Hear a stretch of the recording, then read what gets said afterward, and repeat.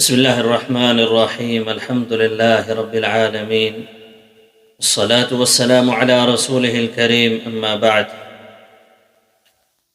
اللہ تعالیٰ نے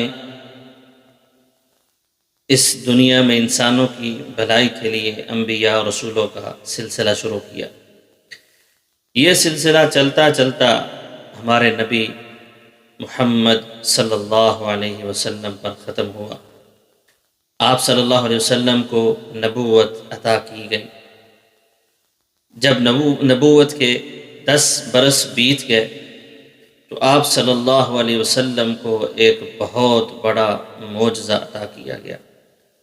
آپ صلی اللہ علیہ وسلم نے ان 10 برسوں کے اندر اللہ تعالیٰ کی توحید کی طرف لوگوں کو بلایا، بت پرستی سے روکا، ایک اللہ کی عبادت کی طرف لوگوں کو دعوت دی، اور اس دعوت کے سلسلے میں آپ صلی اللہ علیہ وسلم کو بڑی تکالیف اور بڑی پریشانیوں کا سامنا کرنا پڑا۔ اپنے بھی دشمن بن گئے، بیگانے بھی دشمن بن گئے۔ پھر آپ صلی اللہ علیہ وسلم کو اللہ تعالیٰ کی طرف سے ایک ایسا معجزہ عطا کیا گیا کہ جو معجزہ آپ صلی اللہ علیہ وسلم سے پہلے کسی نبی یا رسول کو عطا نہیں کیا گیا۔ آپ صلی اللہ علیہ وسلم کو ایک رات کے اندر مسجد الحرام سے لے کر مسجد اقصیٰ تک کا سفر کروایا گیا، جس کی مسافت تقریباً 1470 کلومیٹر بنتی ہے۔ تو یہ فاصلہ آپ صلی اللہ علیہ وسلم کو اس کا سفر ایک رات میں کروایا گیا۔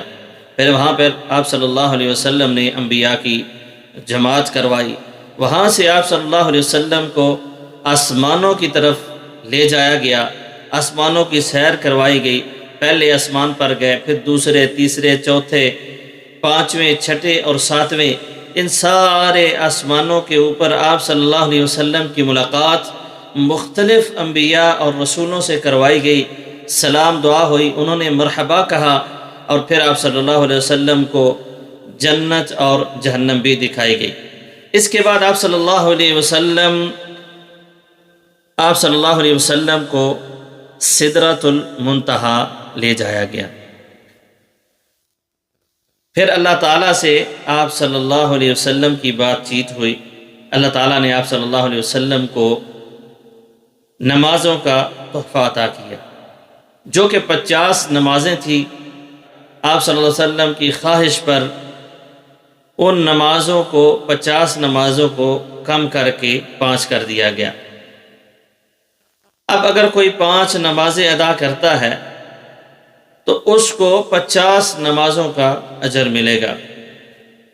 یہ ہماری امت پر، نبی صلی اللہ علیہ وسلم کی امت پر، امت اسلامیہ پر، یہ اللہ تعالیٰ کا ایک بہت بڑا انعام ہے کہ آپ صلی اللہ علیہ وسلم آسمانوں سے یہ تحفہ لے کر آئے، اور ایک رات کے اندر آپ صلی اللہ علیہ وسلم کو مسجد حرام سے لے کر مسجد اقصیٰ تک، پھر مسجد اقصیٰ سے لے کر آسمانوں تک، پھر سدرۃ المنتہا سے پھر دوبارہ مسجد الحرام تک، یہ سارے کا سارا سفر آپ صلی اللہ علیہ وسلم کو ایک رات کے اندر کروایا گیا۔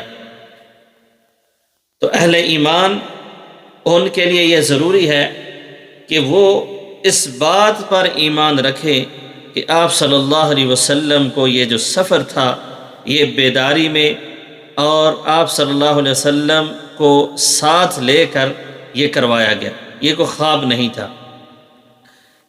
یہ بھی اللہ تعالیٰ کی طرف سے اہل ایمان کے لیے ایک امتحان ہے کہ جب وہ اس واقعہ کو سنتے ہیں یا پڑھتے ہیں، کیا وہ اس پر ایمان اسی طرح رکھتے ہیں جس طرح کہ ابو بکر صدیق رضی اللہ تعالی عنہ نے رکھا۔ جب ان کے سامنے ذکر کیا گیا کہ آپ صلی اللہ علیہ وسلم ایک رات میں اتنا سفر کر کے آئے، تو کفار نے انکار کیا، مذاق بنایا، استہزاء کیا، کہا کہ کیا ایسا ممکن ہے کہ کوئی بندہ ایک رات میں یہاں سے اتنا لمبا سفر کر کے یہ سفر کرے، اور پھر آسمانوں کی سیر بھی کر کے آئے، پھر دوبارہ واپس آئے، اسی جگہ سے اٹھے اور کہے کہ میں رات میں یہ سیر کر کے آیا ہوں۔ مذاق بنایا گیا۔ جب ابو بکر صدیق رضی اللہ تعالی عنہ کو اس بات کا پتہ چلا تو انہوں نے کہا کہ اگر یہ محمد صلی اللہ علیہ وسلم یہ کہتے ہیں تو پھر بالکل میں اس کی تصدیق کرتا ہوں، یہ اسی طرح ہی ہے کہ آپ صلی اللہ علیہ وسلم بالکل آسمانوں کی سیر کر کے آئے ہیں۔ اب ایک سوال یہ ہے کہ یہ واقعہ کس مہینے کو ہوا، کس تاریخ کو ہوا؟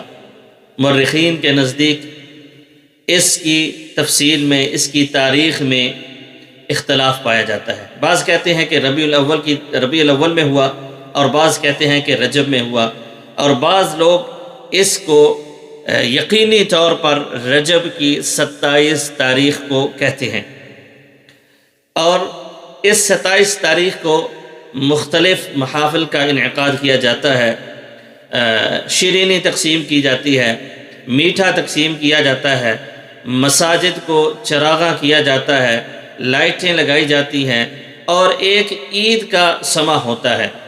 اگر بالفرض یہ مان بھی لیا جائے کہ یہ 27 رجب کو معراج آپ صلی اللہ علیہ وسلم کو کروایا گیا، تو آپ صلی اللہ علیہ وسلم کی زندگی میں یہ معراج کافی دفعہ آیا، لیکن آپ صلی اللہ علیہ وسلم نے اس میں چراغاں نہیں کیا، اس میں محافل نہیں کی، اس میں شیرینی تقسیم نہیں کی۔ پھر صحابہ کرام کے دور میں یہ کافی دفعہ آیا، لیکن نہ صحابہ نے اس پر اس طرح کی کوئی محافل اور شیرینی اور لائٹیں اور اس طرح کی جو فضولیات اور بدعات آج کے دور میں کی جاتی ہیں، اور کرنے والے اس کو فرض سمجھ کر کرتے ہیں یا نفلی عبادت سمجھ کر اجر لینے کے لیے کرتے ہیں، حالانکہ ان کو یہ پتہ نہیں کہ آپ صلی اللہ علیہ وسلم جو معراج کر کے آئے، جن کے نام پر آپ یہ سارا کچھ کر رہے ہیں، انہی کا ہی فرمان ہے کہ جو شخص بھی ایسا عمل کرتا ہے جس پر میری مہر نہیں ہے، وہ اللہ تعالیٰ کے ہاں عمل مردود ہے۔